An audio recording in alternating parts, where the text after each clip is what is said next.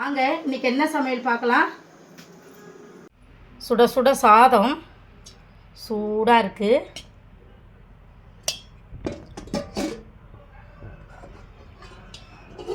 Chicken குழம்பு சும்மா ஒரே ஒரு உருளைக்கிழங்கு போட்டு செமையாக வச்சுருக்கேன்.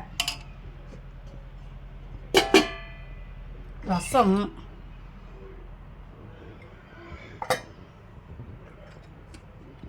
ஈரல் தொக்கு அப்படியே சும்மா கிரேவி மாதிரி ஈரல், மீன் வறுவல், தேங்காய் பாறை மீன் வறுவல், சிக்கன் 65, அவிச்ச முட்டை, சாப்பிட்டு சாப்பிட தர்பூசணி. இன்னைக்கு சமையல் அவ்வளோதான். வீடியோ பார்க்குற எல்லாரும் மறக்காமல் சப்ஸ்கிரைப் பண்ணுங்கள். வாங்க சாப்பிட்லாம்.